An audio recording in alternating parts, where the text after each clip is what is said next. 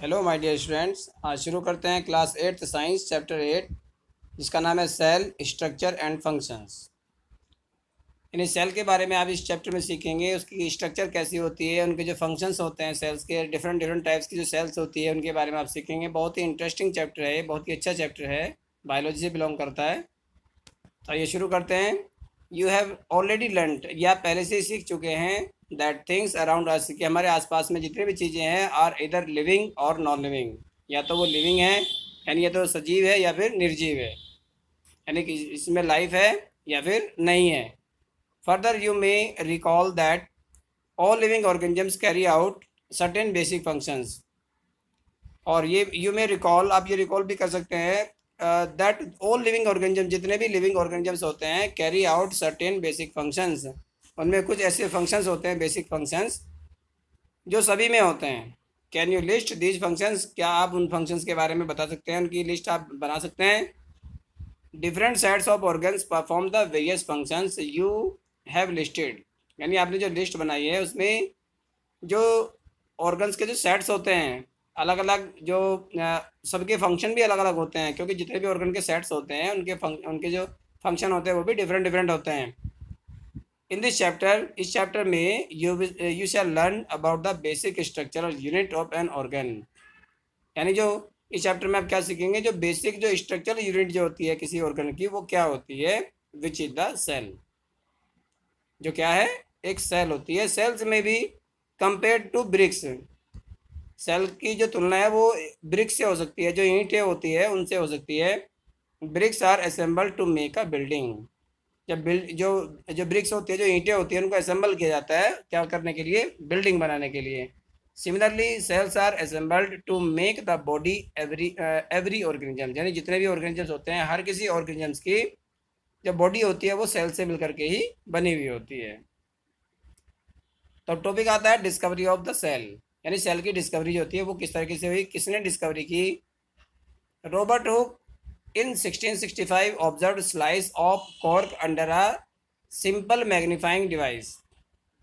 यानी Robert Hooke ने 1665 में 1665 में ये ऑब्जर्व किया, जो स्लाइस ऑफ कॉर्क, जो कॉर्क जो होता है, कॉर्क समझते हो, जो बार्क ऑफ ट्री, यानी पेड़ की जो छाल होती है उसको कॉर्क बोलते हैं, उसका उसने स्लाइस लिया under a simple magnifying device, और एक बहुत ही सिंपल मैग्नीफाइंग जो डिवाइस जो था उसमें उसने उसको ऑब्जर्व किया। Cork is a part of a bark, मैंने अभी बताया कि कॉर्क क्या होता है, बार्क का, यानी छाल जो होती है पेड़ की, उसका एक पार्ट होता है, हिस्सा होता है ऑफ अ ट्री की, जो किसी पेड़ की होती है। ये took thin slices of cork and observe them under a microscope. तो कुछ जो पतली जो स्लाइसिस होते हैं वो लेते हैं कॉर्क की, और उसको माइक्रोस्कोप के में उसको ऑब्जर्व किया उन्होंने। ही नोटिस, उन्होंने क्या नोटिस किया, पार्टीशन बॉक्सेस के अलग अलग तरह के बॉक्सेस उनको दिखाई दिए इसमें, और compartments in the cork slice, जो कॉर्क स्लाइस जो थी उनको उसमें छोटे छोटे बॉक्सेस दिखाई दिए।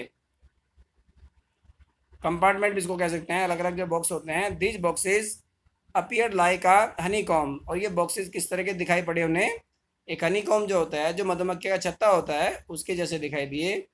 ही ऑल्सो नोटिस्ड, उन्होंने ये भी नोटिस किया, that one box was separated from the other, कि एक बॉक्स जो होता है वो दूसरे बॉक्स से अलग है, बाय वॉल और पोर्शन।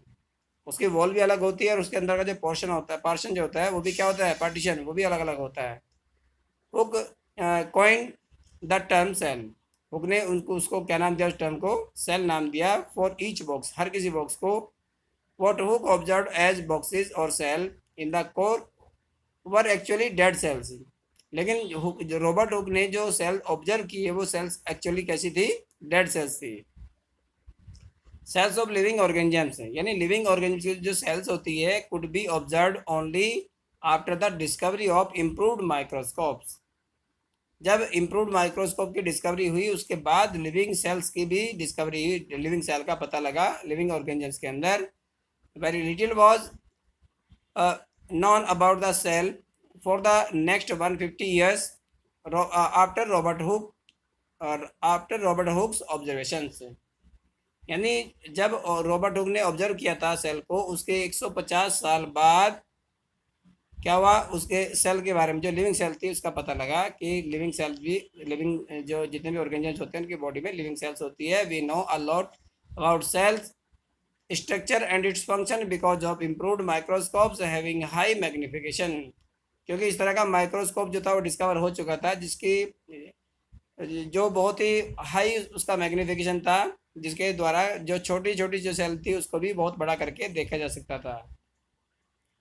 चलिए अब जानते हैं सेल के बारे में। The cell both bricks in a building and cells in the living organisms are basic structural units, यानी दोनों को हम बेसिक स्ट्रक्चर यूनिट कहेंगे। अगर ब्रिक्स की बात करते हैं तो बिल्डिंग जो होता है पूरा बिल्डिंग ब्रिक्स से मिलकर के बनता है, छोटी छोटी ईंटों से मिलकर के बना होता है। इसी तरीके से जो लिविंग ऑर्गेनिजम्स जो होते हैं उनकी बॉडी भी एक छोटी जो यूनिट होती है जिसको सेल्स का नाम दिया गया, वो क्या होती है, उसकी बेसिक स्ट्रक्चरल यूनिट होती है। The buildings through built of similar bricks, जो बिल्डिंग जो होती है वो एक ही तरह की ईंटों से मिलकर के बनी होती है। हैव डिफरेंट डिजाइंस, उनके डिजाइन अलग अलग होते हैं, शेप्स साइज भी अलग होते हैं। Similarly in the living world, उसी तरीके से होता है जिस तरीके से लिविंग वर्ल्ड होता है। बहुत छोटे जीव भी होते हैं, बड़े जीव भी होते हैं, लेकिन सभी क्या होते हैं, सभी सेल्स के बने हुए होते हैं। और organisms differ from one another, organisms एक दूसरे से अलग होते हैं। But all the made up of cells, लेकिन जितने भी होते हैं सभी सेल से मिलकर के ही बने हुए होते हैं। Cells in the living organisms are complex living structures unlike non living BRICS.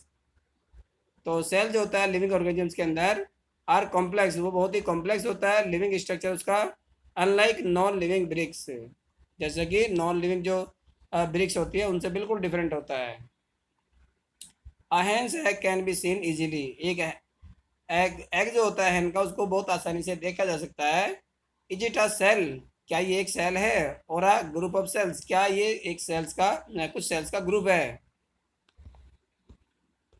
ये आप देख सकते हैं यहाँ पर जो वॉल होती है इस तरीके से ब्रिक से मिलकर के ईंटों से मिलकर के बनी हुई होती है, जबकि यहाँ आप देख सकते हैं अनियन पील का दे रखा है इसमें। ये भी सेल्स होती है इस तरीके से आपस में जुड़ी हुई होती है, ब्रिक्स की तरह ही जैसे वॉल बनती है उसी तरीके से ये भी हमारी बॉडी के अंदर एक स्ट्रक्चर बनाता है। The egg of a hen represents a single cell, जो एग जो होता है हैन का वो क्या होता है, एक सिंगल सेल होता है। एंड इज बिग एनफ, और ये बहुत बड़ा होता है, to be seen by the unaided eye. जब इसको हम अनएडिड आई से देखते हैं तो हमें क्या दिखाई देता है, बहुत ही बड़ा दिखाई देता है।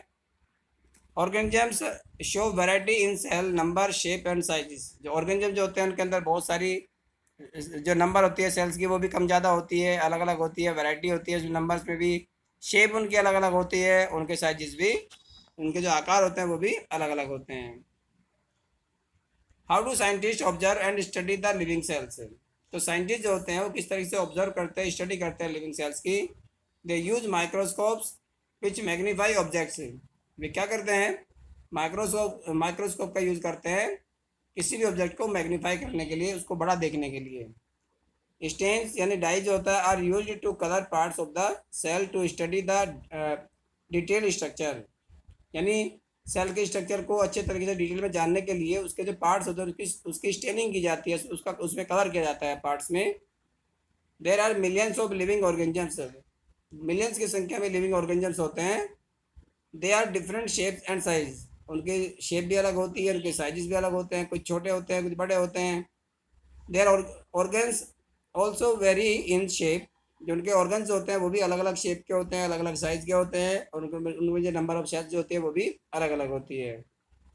Let us study about some of them, उनमें से कुछ की स्टडी करते हैं। सबसे पहले जानते हैं number of cells. Can you guess the number of cells in a tall tree, क्या एक जो बड़ा पेड़ जो होता है क्या आप उसमें बता सकते हैं कि कितनी सेल्स होती है? और in a huge animal like the elephant, जैसे एक बड़ा एनिमल जो होता है एलिफेंट ले लीजिए एग्जांपल के तौर पर, क्या उसमें आप बता सकते हैं कि इसके अंदर कितनी सेल्स हैं? The number runs into billions and trillions, जो संख्या जो होती है उसमें बिलियंस और ट्रिलियंस की संख्या होती है। Human body has trillions of cells, जो ह्यूमन की जो बॉडी होती है उसमें भी ट्रिलियंस ऑफ सेल्स होती है।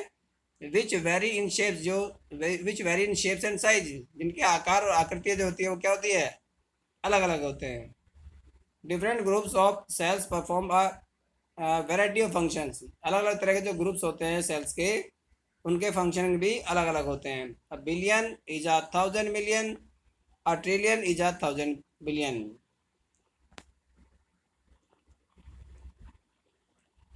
Organisms made of more than one cell are called multicellular organisms. यानी इस तरह के ऑर्गेनिजम्स जो एक से ज़्यादा सेल से मिलकर के बने हुए होते हैं उसको मल्टी सेल्यूलर ऑर्गेनिजम्स कहते हैं। मल्टी मीन्स मैनी, यानी बहुत से, cellular means cell. The number of cells being less in smaller organisms does not in any way impact the functioning of the organisms।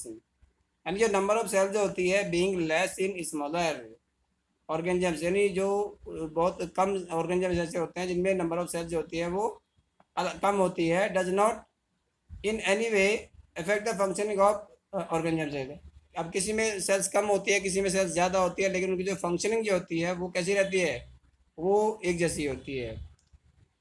You will be surprise to know, आपको ये जान करके आश्चर्य होगा, that an organisms with billions of cells, जिसमें billion cells होती है, begins life as a single cell. उसकी शुरुआत भी कहाँ से होती है, एक सिंगल सेल से शुरुआत होती है इसकी। Which is the fertilised egg, जो क्या होता है, एक फर्टिलाइज्ड एग होता है। The fertilised egg cell multiplies and the number of cells increase as development proceeds. And जो फर्टिलाइज एग जो होता है वो उसमें जो सेल्स होती है मल्टीप्लाई होती रहती है, बढ़ती रहती है उनकी संख्या। And the number of cells increase, उनमें संख्या जो होती है बढ़ती चली जाती है। एज डेवलपमेंट प्रोसीड, जैसे जैसे डेवलपमेंट होता है वैसे वैसे नंबर ऑफ सेल्स भी बढ़ती चली जाती है। Look at figure 8.3 a and b, both organisms are made up of single cell. यानी 8.3 में ए और बी दोनों में क्या है, दोनों में ऑर्गेनिज्म दिखाए गए हैं जो एक ही सेल के से मिलकर के बने हुए होते हैं। The single cell organisms are called unicellular. यानी इस तरह के ऑर्गेनिज्म जो केवल एक ही सेल के बने हुए होते हैं, सिंगल सेल्ड होते हैं, उन्हें बोलते हैं यूनिसेल्युलर। यूनि मीन्स वन और सेलुलर मीन्स सेल। आप देख सकते हैं यहाँ पर ए और बी दोनों, अमीबा और पैरामीशियम। ये लेफ्ट साइड में अमीबा है और राइट साइड में पैरामीशियम है। दोनों की जो शेप होती है, दोनों की जो आकृति होती है बिल्कुल क्या होती है, अलग अलग होती है एक दूसरे से। अमीबा जो होता है अपनी शेप को चेंज करता रहता है, और जबकि पैरामीशियम जो होता है अपनी शेप को चेंज नहीं करता है। और दोनों ही स्टिल्ड वाटर में रहते हैं, जो शांत जल जो होता है, यानी जो रुका हुआ पानी जो होता है, जैसे पौंड वगैरह का जो होता है इसमें, उसमें पाए जाते हैं। और कैसे रहते हैं, अलोन, अकेले रहते हैं। Organism a single celled organisms perform all the necessary functions that multicellular organisms perform। यानी एक जो सिंगल सेल्ड ऑर्गेनिज्म जो होता है, जो यूनिसेलुलर ऑर्गेनिज्म जो होता है, वो सारे नेसेसरी फंक्शंस करता है जो एक मल्टी सेलुलर ऑर्गेनिजम्स के अंदर होते हैं। A single celled organisms like amoeba captures and digest food. वो भी क्या करता है, अपने फूड को कैप्चर करता है, पकड़ता है और उसको डाइजेस्ट कर लेता है। रेस्पायर्स भी करता है, रेस्पिरेशन भी इसके अंदर होता है। एक्सरीड्स, यानी जितने भी उसके अंदर वेस्ट बनते हैं उसको भी वो रिमूव करता है अपनी बॉडी से। ग्रोथ, यानी वो आकार में बढ़ता भी है उसके।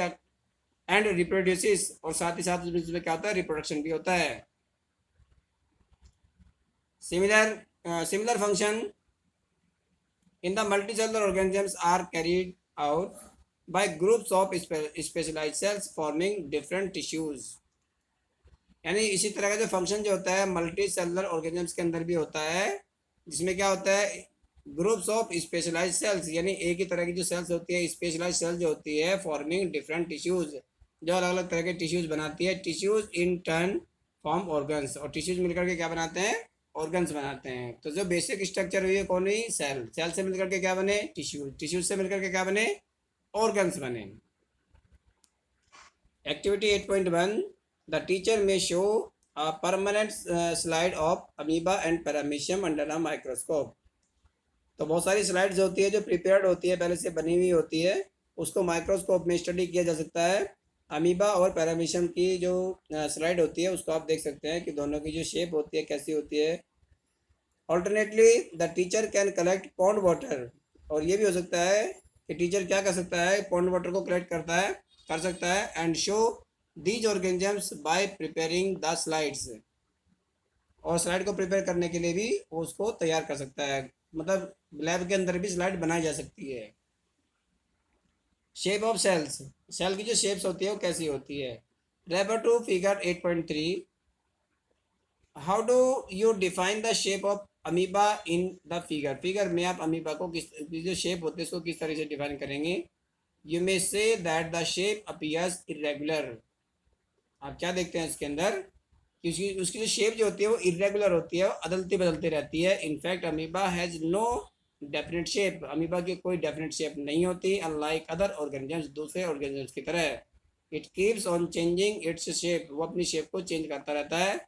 Observe the projections of varying length protruding out of its body. अब इसके जो प्रोजेक्शन जो होते हैं आपने देखा होगा, फिंगर लाइक प्रोजेक्शन इसमें होते हैं, अलग अलग उसकी उनकी लेंथ होती है जो उसकी बॉडी में जुड़े हुए होते हैं। These are called pseudopodia. इनको क्या कहते हैं? स्यूडोपोडिया। स्यूडो मीन्स क्या होता है? फॉल्स, और पोडिया मीन्स फीट, यानी इसको फॉल्स फीट के नाम से भी जाना जाता है स्यूडोपोडिया को, जिसकी हेल्प से वो क्या करता है? मूव करता है, या जो अपना प्रे जो होता है उसको कैच करता है, अपने शिकार को, अपने जो फूड पार्टिकल होता है उसको उन्हीं स्यूडोपोडिया की हेल्प से पकड़ लेता है। As you learnt in class 7th, these projections appear and disappear as amoeba moves or feeds. ये जो प्रोजेक्शंस होते हैं जिसको मैंने स्यूडोपोडिया का नाम बताया अभी, वो अपीयर होते हैं और डिसअपियर होते हैं, कभी दिखाई देते हैं कभी दिखाई नहीं देते।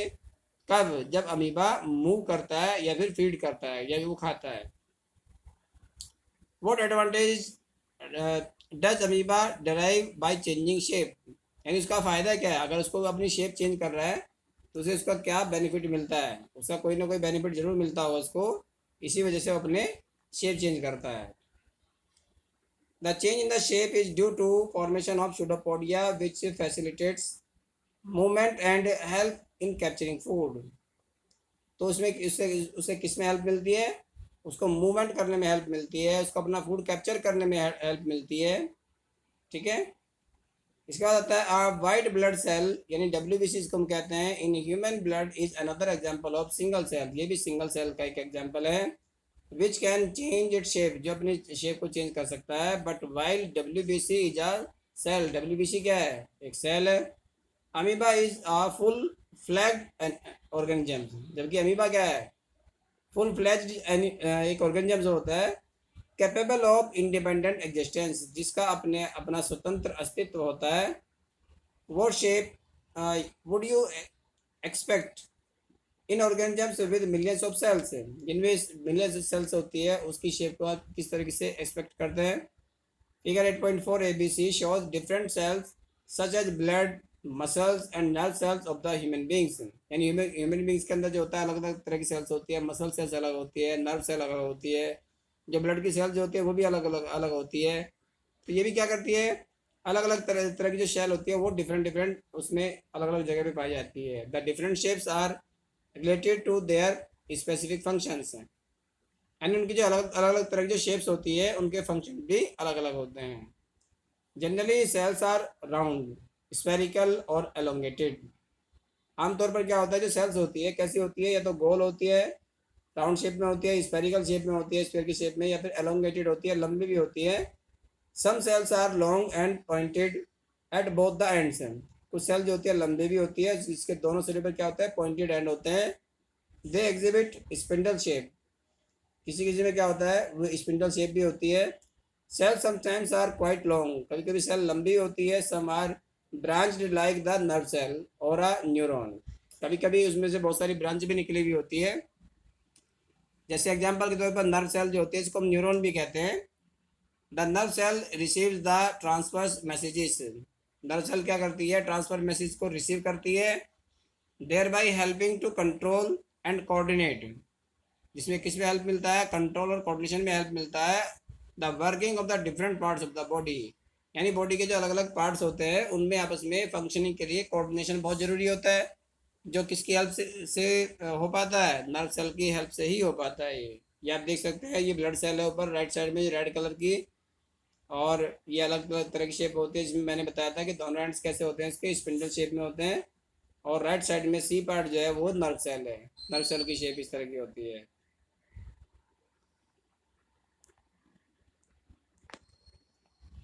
नेक्स्ट है, can you guess which part of the cell give its shape, यानी सेल का कौन सा पार्ट जो होता है उसको शेप देता है? या components of the cell, cell के जो कंपोनेंट्स होते हैं are enclosed by a membrane, एक मेम्ब्रेन के द्वारा घिरे हुए होते हैं। This membrane provides shape to the cells of plants and animals. ये जो मेम्ब्रेन जो होती है यही शेप देती है प्लांट और एनिमल दोनों के सेल्स को। Cell wall is an additional covering over the cell membrane in plant cells. जबकि प्लांट सेल में ये खास बात होती है कि इस मेम्ब्रेन को कवर करने के लिए एक और भी कवरिंग होती है बाहर की तरफ, जिसको सेल वॉल कहते हैं। It gives shape and rigidity to this cells. ये इन सेल्स को क्या देता है, शेप भी देता है, रिजिडिटी भी देता है, यानी इसको मजबूती भी प्रदान करता है। Bacterial cell also has a cell wall. जो बैक्टीरिया की जो सेल जो होती है उसके अंदर भी सेल वॉल होती है। तो सेल वॉल किस किस में होती है, एक तो प्लांट्स में होती है और एक जो बैक्टीरिया जो होते हैं, कुछ बैक्टीरिया, सभी बैक्टीरिया में नहीं होती। और क्या करती है, सेल जो सेल मेम्ब्रेन होते हैं उसके बाहर की ये मेम्ब्रेन होती है। साइज ऑफ सेल्स, यानी सेल के जो साइज होते हैं वो किस तरीके से होते हैं। The size of cells in living organisms may be as small as million of metre, यानी माइक्रोमीटर, और ये माइक्रोन भी कह सकते हैं। इतना छोटा होता है, बहुत ही छोटे होते हैं सेल्स। और may be as large as a few centimetres, और यहाँ तक कि कुछ सेंटीमीटर्स लंबे भी वो सेल हो सकते हैं, इतने बड़े हो सकते हैं। However most of the cells are microscopic in size. लेकिन ज़्यादातर जो सेल्स होती है वो माइक्रोस्कोपिक होती है, बहुत छोटे साइज की होती है। And are not visible to unaided eye, जिसको हम अपनी अनएडेड आई से देख नहीं सकते।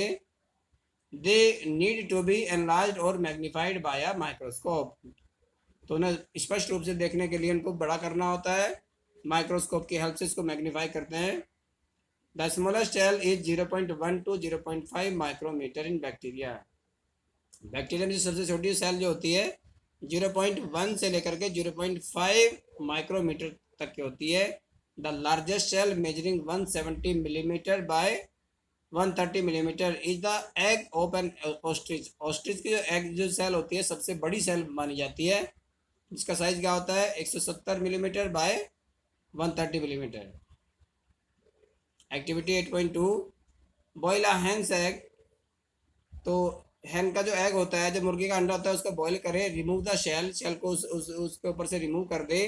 व्हाट डू यू ऑब्जर्व, आप क्या उसमें ऑब्जर्व करते हैं। अ white material surrounds the yellow part. बिल्कुल बीचों बीच येलो पार्ट होता है, उसके बाहर की तरफ जो होता है वो वाइट मटेरियल भी जो होता है उसको घेरे हुए होता है। White material is albumin.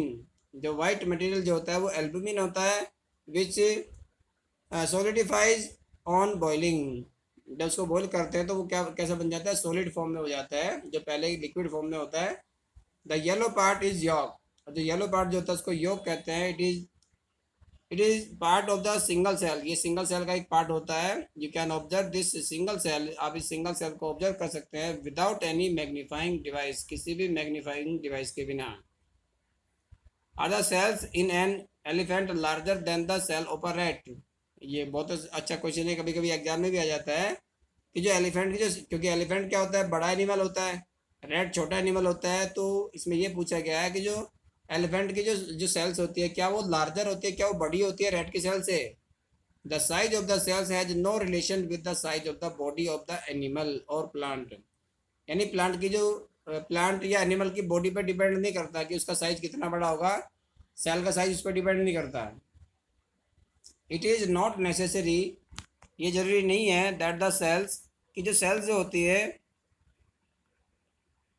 In the elephant, elephant में जो सेल्स होती है be much bigger than those in a rat, कि रैट से बड़ी हो। The size of the cell is related to its function. यानी सेल का जो साइज होता है वो उस पर डिपेंड करता है कि उसका फंक्शन क्या है, बॉडी में कैसा फंक्शन होता है, उसी के हिसाब से उसकी शेप होती है। फॉर एग्जाम्पल नर्व सेल, जैसे नर्व सेल जो होती है both in elephant and rat, दोनों में, एलिफेंट में भी और रैट में भी, आर लॉन्ग, लंबी होती है, एंड ब्रांच, और ब्रांच भी होती है। They perform the same function, और उनका जो फंक्शन होता है वो भी क्या होता है, सेम होता है। And that of transferring messages, क्या होता है फंक्शन, वो मैसेजेस को ट्रांसफ़र करना एक प्लेस से दूसरे प्लेस तक। नेक्स्ट टॉपिक है हमारा cell structure and function. Cell के स्ट्रक्चर कैसी होती है और उनके फंक्शंस कैसे होते हैं, ये मैं अपनी अगले वीडियो में आपको समझाऊंगा।